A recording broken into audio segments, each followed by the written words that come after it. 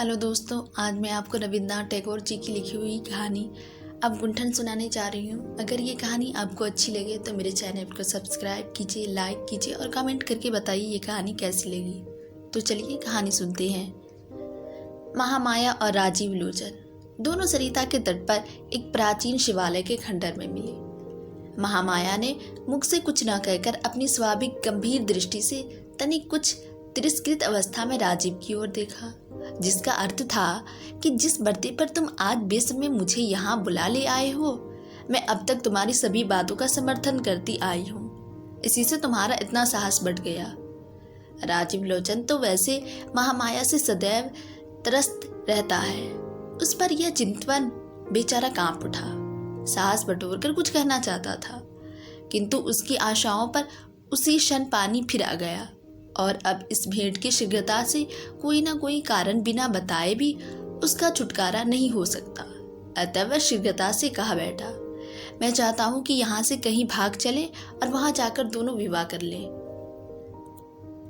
राजीव जिन विचारों को प्रकट करना चाहता था, विचार तो उसने ठीक वही प्रकट किए, किंतु जो भूमिका वह बनाकर लाया था वह ना जाने कहाँ गुम हो गई। उसके विचार बिल्कुल रसहीन और निर्थक सिद्ध हुए। सो तो ठीक ही है, लेकिन सुनने में भी भद्दे और अजीब से लगे। वह स्वयं ही सुनकर भौचक्का सा रह गया और भी दो चार बात जोड़कर उसे तनिक नर्म बना देने की शक्ति उसमें ना रही। शिवालय के खंडरों में सरिता के तट पर इस जलती हुई दोपहरिया में महामाया को बुलाकर उस मूर्ख ने केवल इतना ही कहा, चलो हम कहीं चलकर विवाह कर ले। महामाया कुलीनों के घर की अविवाहित कन्या है। अवस्था है 40 वर्ष की। जैसी बड़ी अवस्था है वैसे ही सौंदर्य। शारद की धूप के समान पक्के सोने के रंग की प्रतिमा सी लगती है। उस धूप जैसे ही दीप्त और नीरव उसकी दृष्टि है। दिव्य लोग जैसी उन्मुक्त और निर्भीक। उसके पिता नहीं है, केवल बड़ा भाई है। उसका नाम है भवानी चरण। भाई बहन का स्वभाव एक सा ही है। मुख से कहता नहीं, पर तेज ऐसा है कि दोपहर के सूर्य की तरह चुपके से जला सब बुझ देता है। खासकर भवानी चरण से लोग अकारण ही भय खाया करते हैं। राजीव लोचन परदेशी है। यहाँ की रेशम की कोठी का बड़ा साहब उसे अपने साथ ले आया था। राजीव के पिता इस साहब की कोठी में काम करते थे। उसके स्वर्गवासी हो जाने पर साहब ने उसके नाबालिग लड़के के लालन पालन का सारा भार अपने ऊपर ले लिया और बाल्यकाल से ही वह अपनी इस वानमहरी की कोठी में ले आया। लड़के के साथ केवल उसकी स्नेह करने वाली बुआ थी। राजीव अपने बुआ के साथ भवानी चरण के पड़ोस में रहा करता था। महामाया उसकी बाल सहचरी थी और राजीव की बुआ के साथ उसका सदृढ़ स्नेह बंधन था। राजीव की अवस्था क्रमशः 16, 17, 18 यहाँ तक कि 19 वर्ष की हो गई। फिर भी बुआ के अनुरोध करने पर भी वह विवाह नहीं करना चाहता था। साहिब उसकी इस सुविध का परिचय पाकर बहुत ही प्रसन्न हुआ। उसने सोचा कि लड़के ने उन्हीं को अपना आदर्श बना लिया है। साहिब भी अविवाहित थे। इस बीच में बुआ भी स्वर्गवासिनी बनी। इधर ताकत से अधिक विवाह किए बिना महामाया के लिए अनुरूप और योग्य पात्र मिलना कठिन हो रहा था और उसकी कुमारी अवस्था भी क्रमशः बढ़ती ही जा रही थी। पाठकों को यह बताने की आवश्यकता नहीं कि परने बंधन में बंधना जिन देवताओं का काम है, वो यद्यपि इन दोनों के प्रति अब तक बराबर लापरवाही ही दिखा रहे थे, लेकिन परने बंधन का बोझ जिस पर है उसने अब तक अपना समय व्यर्थ नहीं किया। वृद्ध प्रजावती जिस समय झोंके ले रहे थे, नवयुवक कंद पर उस समय पूर्णतः सावधान था। कामदेव का प्रभाव भिन्न भिन्न प्रकार से पड़ा करता है। उसके स्वभाव में आकार। राजीव अपने मन की दो बातें कहने के लिए पर्याप्त अवसर ढूंढ रहा था, पर महामाया उसे अवसर ही नहीं देती थी। वास्तव में उसकी निस्तब्ध गंभीर चितवन राजीव के व्यवस्थित हृदय में एक प्रकार का भय पैदा कर देती थी। आज सैकड़ों बार शपथ लेने के बाद भी राजीव उसे उस शिवालय के खंडरों में ला सका। इसी से उसने सोचा कि जो कुछ उसे कहना है आज सब कुछ कह सुन लेगा। उसके बाद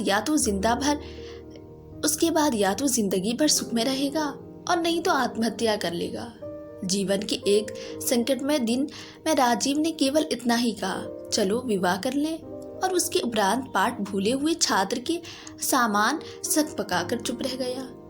महामाया को मानो ये आशा ही ना थी कि राजीव उसके सम्मुख ऐसा प्रस्ताव रख देगा। इससे देर तक वह चुप खड़ी रही। दोपहरी की बहुत सी अनिदृष्टि करुण ध्वनि होती है, वे सबकी सब सन्नाटे में फूट निकली। वायु से शिवाला का आधा हिलता हुआ टूटा द्वार बीच बीच में बहुत ही क्षीण स्वर में धीरे धीरे खुलने और बंद होने लगा। कभी शिवालय के झरोखे में बैठा हुआ कपूत गुटरगू करता, तो कभी सूखे पल्लवों के ऊपर से सरासर करते हुए गिरगिट निकल जाती, तो कभी सहसा मैदान की ओर से वायु का एक जोर का झोंका आता और इससे सब पेड़ों के पत्ते बार बार आर्तनाद कर उठता। बीच में सहसा नदी का जल जागत हो जाता और टूटे घाट की सीढ़ियों पर छल छल छपक छपक चोट करने लगता। इन सब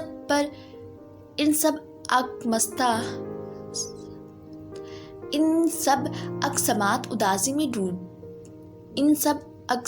उदासी में डूबे हुए असल शब्दों के बीच बहुत दूरी पर है। एक वृक्ष के नीचे किसी डगरियों की बांस की बांसुरी में से मैदानी राग निकल रहा है। राजीव को महामाया की मुख की ओर देखने की हिम्मत नहीं हुई। वह शिवालय के भीतर के सहारे स्वपन की सी अवस्था में चुपचाप खड़ा खड़ा सरिता के निर्मल जल की ओर निहारता रहा। कुछ देर के पश्चात मुंह फेरकर राजीव ने फिर एक बार भिक्षुक की तरह महामाया के मुख की ओर देखा। महामाया ने उसका आशय समझा, सिर हिलाते हुए कहा, नहीं, ऐसा नहीं हो सकता। महामाया का सिर जैसे ही हिला वैसे ही राजीव की आशा भी उसी क्षण पृथ्वी पर मूर्छित होकर गिर पड़ी। कारण राजीव यह भली भांति जानता था कि महामाया का सिर हिमालय के निजी मतानुसार ही हिलता है और किसी की ताकत नहीं कि उसे अपने मत से विचलित कर सके। अपने कुल का शक्ति युग अभिमान स्वरूप महामाया के वंश में न जाने किस काल से बहता चला आ रहा है। भला आज वह राजीव जैसे अकुलीन ब्राह्मण के साथ विवाह करने के लिए कैसे तैयार हो सकती है? प्यार करना और बात है और विवाह के सूत्र में बंधना और बात। कुछ भी हो, महामाया समझ गई। उसके अपने ही विचार व्यवहार के कारण राजीव का घमंड यहाँ तक चढ़ गया है और उसी क्षण वह वहां से चलने के लिए उगत हो गई। राजीव ने समय एवं परिस्थिति से अवगत होते हुए कहा, कल ही यहाँ से चला जा रहा हूँ। महामाया ने पहले तो विचार किया कि अब उसे ऐसा भाव दिखाना चाहिए कि जहाँ चाहे रहे, इससे उसे क्या मतलब, पर दिखा ना सकी। पग बढ़ाना चाहा पर बढ़ा नहीं सकी। उसने शांत मुद्रा में पूछा, क्यों? राजीव ने कहा, हमारे साहब की यहाँ से सोनपुर के लिए बदली हो गई है, वे जा रहे हैं, सो मुझे भी साथ लेते जाएंगे। महामाया का बहुत देर तक मुख न खुल सका। वह सोचती रही, दोनों की जीवन की गति दो ओर है। किसी भी इंसान का सदैव के लिए नजरअंदाज नहीं किया जा सकता। अतः उसने शांत ओष्ठों से तनिक खोलकर कहा, अच्छा। उसका यह अच्छा कुछ कुछ गहरी उसास सी सुनाई दी और इतना ही कह के यह जाने के लिए तैयार हो गई। इतने में राजीव ने चौंक कर कहा, भवानी बाबू। महामाया ने देखा, भवानी चरण शिवालय की ओर आ रहे हैं। समझ गई कि उन्हें सब पता लग गया है। राजीव ने महामाया पर अकस्मात मुसीबत आते हुए देखकर शिवालय की टूटी हुई दीवार फांदकर भागने का प्रयत्न किया, किंतु महामाया ने हाथ पकड़कर उसे रोक लिया। भवानी चरण शिवालय के खंडरों में पहुंचे और सिर्फ एक बार चुपचाप दोनों की ओर स्थिर दृष्टि से देखा। महामाया ने राजीव की ओर देखते हुए अविचलित स्वर में कहा, राजीव, मैं तुम्हारे घर ही आऊंगी, तुम मेरी राह देखना। भवानी चरण चुपचाप शिवालय से बाहर आ गए।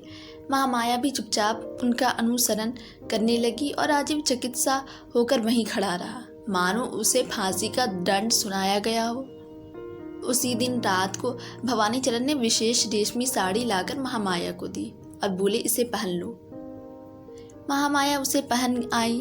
उसके बाद बोले, अब मेरे साथ चलो। आज तक भवानी चरण की आज्ञा तो दूर रही, संकेत तक का भी किसी ने उल्लंघन नहीं किया था, महामाया ने भी नहीं। उसी रात्रि को दोनों सरिता के तट पर शमशान भूमि की ओर चल दिए। शमशान भूमि अधिक दूर नहीं थी। वहां गंगा यात्री के घर में एक बूढ़ा ब्राह्मण अंतिम घड़ियां गिन रहा था। उसके खटिए पास दोनों पहुंचकर खड़े हो गए। घर के एक कोने में पुरोहित ब्राह्मण भी मौजूद था। भवानी चरण ने उसे संकेत में कुछ कहा। वह शीघ्र शुभ अनुष्ठान की तैयारी करके पास आ खड़ा हुआ। महामाया समझ गई कि इस मृत्यु को आलिंगन करने वाले इंसान के साथ उसका विवाह होगा। उसने रत्ती भर भी विरोध नहीं किया।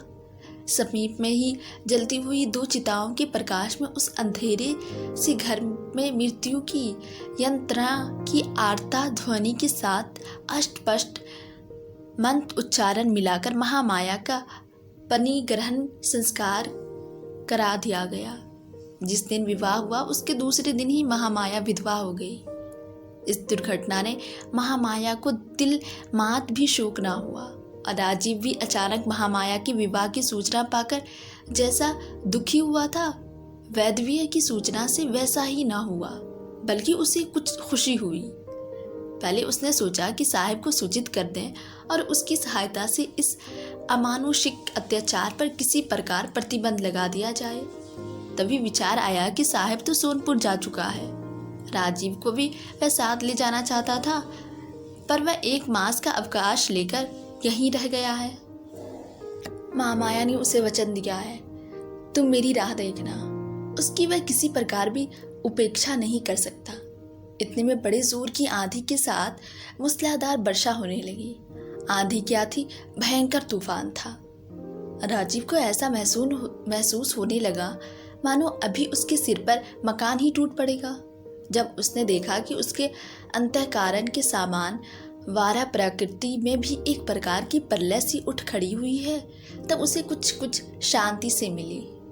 उसे ऐसा प्रतीत होने लगा कि मानो स्वयं प्रकृति ही आकाश पताल एक करके उसे कहीं अधिक शक्ति का प्रयोग करके उसका काम पूरा कर रही है। इसी समय बाहर से किसी ने द्वार पर जोर से धक्का मारा। राजीव ने शीघ्रता के साथ द्वार खोला। घर में भीगे वस्त्र पहने हुए एक स्त्री ने प्रवेश किया। चेहरे पर उसके लंबे अवगुंठन पड़ा हुआ था। राजीव उसी क्षण पहचान ली, यह तो महामाया है। उसने आवेश भरे स्वर में पूछा, महामाया, तुम चिता से कैसे उठाई हो? महामाया ने कहा, हाँ, मैंने वचन दिया था कि मैं तुम्हारे घर आऊंगी। उसी वचन को पालने के लिए आई हूँ। लेकिन राजीव, मैं अब ठीक पहले ही की तरह नहीं हूँ।